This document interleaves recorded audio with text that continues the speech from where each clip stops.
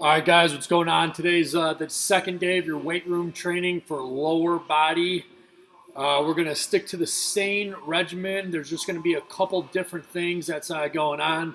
So the first three movements, just like last time, is all going to be our activation movements, your banded lat pull downs, really activating your lats, get a nice extension here, and then really pull back on those lats, not allowing your spine to extend or flex at all. I always go with a nice hip hinge position or even more of a squat position, really getting a good angles to activate my lats.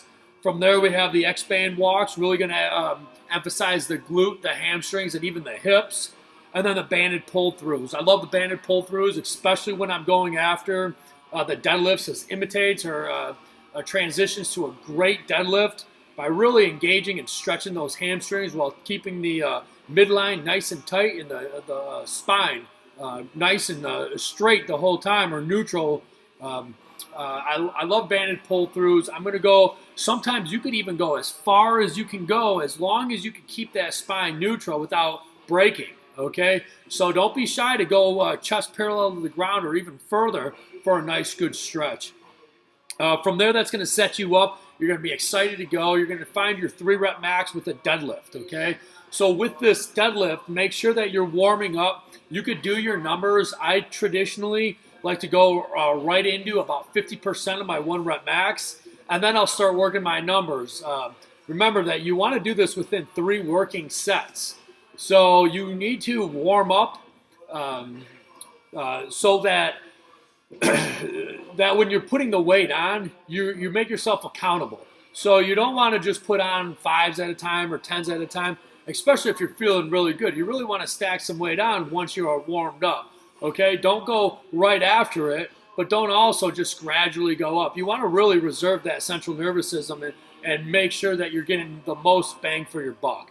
Okay, from there we have a superset. So you're going to do the walking lunges. We did 5 sets last week, okay? Because we're going to be heavier on our deadlifts, we're only going to go 2 sets this week. 2 sets of 20 yards, but then you're going to superset that with 25 goblet squats.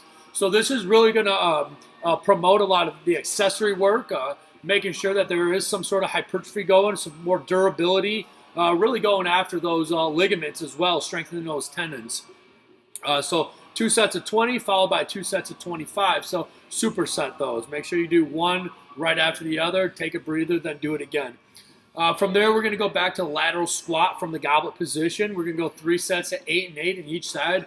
And if you want to know how much weight you should be putting on, you should know that this should be challenging, okay? So 6, 7, and 8 should be somewhat of a grind. It shouldn't wipe you out completely, but it should challenge you. So if it's too easy, you're not doing it. You're not doing enough weight, okay? So this should actually be really supporting the knee. It's for knee health. So make sure you're doing those. And then we got our final 2. You have a band-resistant back pedal. So you can do it with a partner. You can just back pedal, keep those hands in the pockets. Make sure you emphasize the quadriceps.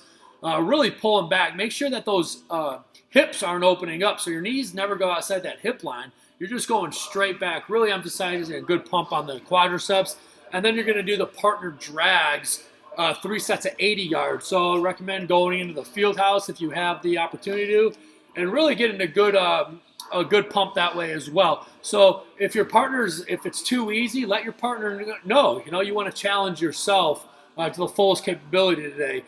Maybe you get the sleds out. I'm not sure what you have the availability of today, but you could do the same thing with the sled. So instead of a partner pull, you could do the sled pulls for your quadriceps and then the sled drags for a lot of the hamstrings, hips, calves, and so on. So today's the second day, of the weight room training for lower body. Let's see what you guys got, and we'll go from there.